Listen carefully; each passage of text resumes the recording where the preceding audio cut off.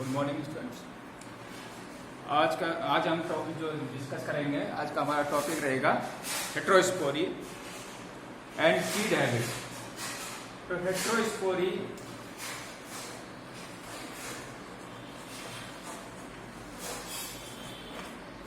हमने पढ़ी थी, विषम बीजाणुता क्या होती है। हेट्रो का मतलब होता है अनइक्वल या विषम, एंड स्पोर्स यानी जो स्पोर्स हैं वो एक जैसे नहीं हैं, अलग अलग टाइप के हैं, यानी विषम प्रकार के हैं, अनइक्वल हैं। उनका साइज अलग होता है, इनकी स्ट्रक्चर अलग होगी और इनका फंक्शन यानी संरचना, आकार की और कार्य के आधार पर तीनों तरह से ये शेप, साइज एंड स्ट्रक्चर, तीनों तरह से ये अलग तरह के अगर स्पोर्स हैं तो ये परिघटना जो या फिनोमेनन जो पाई जाती है, परिघटना पाई जाती है इसमें टेरिडोफाइट्स।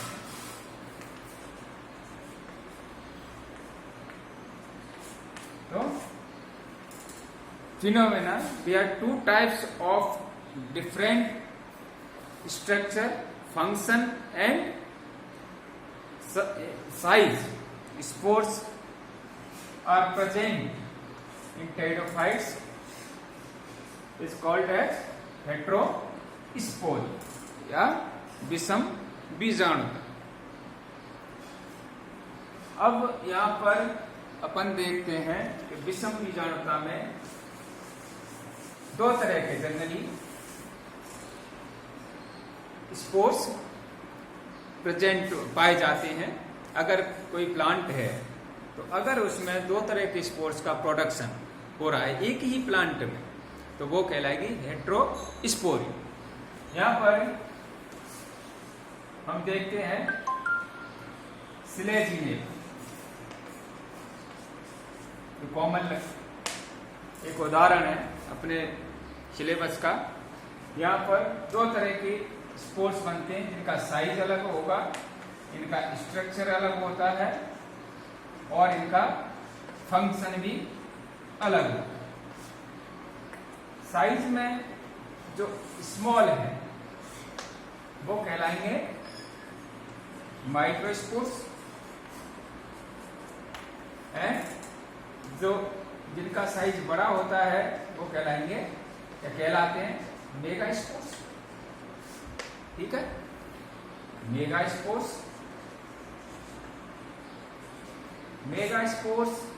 मेगा स्पोरेंजिया में डेवलपमेंट होता है इनका, और माइक्रोस्पोर्स होते हैं वो माइक्रोस्पोरेंजिया। ठीक है, यहाँ पर माइक्रोस्पोरेंजिया और इनका मेगास्पोरेंजिया। जब हम देखते हैं जो माइक्रोस्पोर्स है वो एक तरह से मेल स्पोर्स के रूप में काम करते हैं, और जो मेगास्पोर्स होते हैं वो फीमेल स्पोर्स के रूप में काम करते हैं। एक स्पोरेंजिया जब माइक्रोस्पोर्स बनते हैं उनकी संख्या काफी अधिक होती है, लेकिन मेगा स्पोर्स होते हैं उनका जो नंबर होता है स्पोरेंजिया के अंदर वो कम होता है और जनरली कभी 4 होता है। ठीक, तो इससे क्या हुआ, एक इनमें सेक्स डिटर्मिनेशन होता है।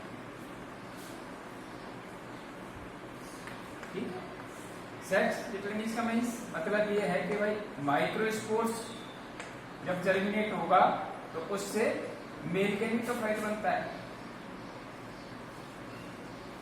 और मेगा स्पोर्स अगर जर्मिनेशन होता है तो यहाँ पर इससे फीमेल गैमेटोफाइट बनता है, जो अपन पढ़ चुके हैं पहले। यहाँ पर आर्चिगोनिया का डेवलपमेंट होगा और यहाँ पर एंथीलियम बनेंगे।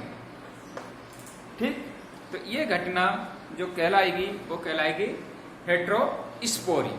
अब हम पढ़ चुके हैं कि जनरली अधिकांश जो पौधे हैं टेरिडोफाइट्स हैं वो होमोस्पोरस होते हैं, यानी समबीजाणुक होते हैं। लेकिन 9 जेनेरा लिविंग जेनेरा हैं या 9 जेनेरा हैं जिनमें हेटेरोस्पोरी पाई जाती है। 9 जिसमें सेल्विनिया, एजोला एंड मार्सिलिया, ये तीनों कैसे हैं? ये हाइटोफाइट हैं। इसी तरह से सिलेजिनेला, आइसोइटिस, स्टाइलाइटिस, पिलुलेरिया, रेग्निलीडियम एंड प्लेटिजोमा। तो ये 9 जेनेरा जिनमें हेटेरोस्पोरी पाई जाती है। पूछा जा सकता है कितने जेनेरा हैं या कितने जीनस हैं जिनमें हेटेरोस्पोरी पाई जाती है, या 3 प्लांट्स के नाम लिखें जिनमें हेटेरोस्पोरी पाई जाती है। आप किसी भी तरह से या तो 3 हाइड्रोफाइट्स के भी लिख सकते हो, या सिलेजिनेला है, आइसोइटिस है और मार्सिलिया जो अपने सिलेबस में, ये भी हेटेरोस्पोरस प्लांट है। तो कितने? 9 जेनेरा। अब हेटेरोस्पोरी प्रेजेंट होती है, तो हेटेरोस्पोरी प्रेजेंस का मतलब एक ही प्लांट में 2 तरह के स्पोर्स बनने लगे। ठीक है, मेगा स्पोर्स की नंबर कम हो गई, यानी अगर माइक्रोस्पोरेंजिया तो वहां पर नंबर ऑफ स्पोर्स काफी ज्यादा होता है लेकिन उनका साइज कम होता है। इसी तरह से जब मेगा स्पोरेंजिया होती है तो उसमें नंबर ऑफ स्पोर्स डिक्रीज हो जाएगा लेकिन उनका जो साइज है वो बढ़ जाता है। इसमें कई सिद्धांत हैं, न्यूट्रिशन थ्योरी भी है कि भाई अगर ज्यादा न्यूट्रिशन मिलेगा तो उनका साइज बढ़ जाता है। वो अपन दूसरे सिद्धांत हैं इनके, क्या क्या का रीजन है जिनके कारण मेगा स्पोर्स का डेवलपमेंट हुआ। आगे चलकर यही परिघटना जब एक मेगा स्पोर ही फंक्शन रहता है तो उससे आगे इसमें सीड हैबिट भी डेवलप हो जाती है, लेकिन अभी अपन हेटेरोस्पोरी ही पढ़ रहे हैं। अब तो हेटेरोस्पोरी का डेवलपमेंट हो गया, यानी एक सेम प्लांट में 2 तरह के स्पोर्स बने, microspores and mega spore. Microspore जिसका साइज छोटा होता है और आगे जर्मिनेशन होता है, तो इससे मेल गैमेटोफाइट का डेवलपमेंट होगा। फीमेल गैमेटोफाइट किससे बनेगा? मेगा स्पोर से बनता है, और एक मेगा स्पोरेंजिया में मेगा स्पोर्स का नंबर है वो कम हो जाता है, यानी 4 रह जाता है। तो इस तरह से जो परिघटना पाई जाती है प्लांट्स में, टेरिडोफाइट्स में, वो हेटेरोस्पोरी कहलाती है। नेक्स्ट, अब इसका क्या इंपॉर्टेंस है हेटेरोस्पोरी का? तो नंबर 1 जो होगा इंपॉर्टेंस, अगर अपन देखें तो यहां पर अपन को इंपॉर्टेंस, तो नंबर 1 है सेक्स डिटर्मिनेशन, यानी यहां पर लिंग निर्धारण हो गया। किस तरह से? इस तरह से कि भाई अगर यहां पर फॉर्मेशन हो रहा है माइक्रोस्पोर, तो इससे क्या बनेगा? मेल गैमेटोफाइट बनता है। इसी तरह से अगर यहाँ पर मेगा स्पोर हो गए, अगर जर्मिनेट होगा तो इससे फीमेल गैमेटोफाइट का डेवलपमेंट होगा और इस पे आर्चिगोनिया बनेगी, और यहाँ पर एंथीडियम का फॉर्मेशन जिससे मेल गैमेट बनता है और इससे फीमेल या एग बनता है। नंबर 1 तो determination of sex. Second,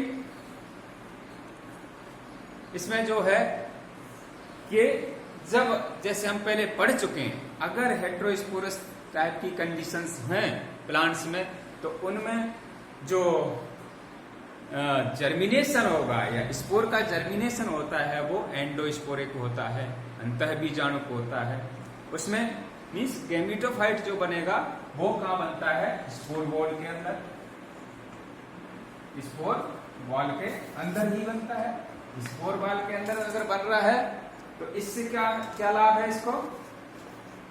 number 1 जो एनवायरमेंट कंडीशन है, पर्यावरणीय जो फैक्टर हैं या नमी, टेम्परेचर वगैरह एनवायरमेंटल फैक्टर्स हैं, उनसे किसी तरह से इसका प्रभाव नहीं पड़ता है अगर इसमें ये एंडोस्पोरिक डेवलपमेंट है। इससे इसकी सबकी सुरक्षा हो जाती है, क्योंकि ये बाहर नहीं आ रहा स्पोर बॉल से और उसके अंदर ही गैमेटोफाइट बन रहा है। तो इससे क्या होगा, इसके सर्वाइव करने की क्षमता अधिक हो जाएगी, क्योंकि इसको प्रोटेक्ट किया हुआ, इससे सर्वाइवल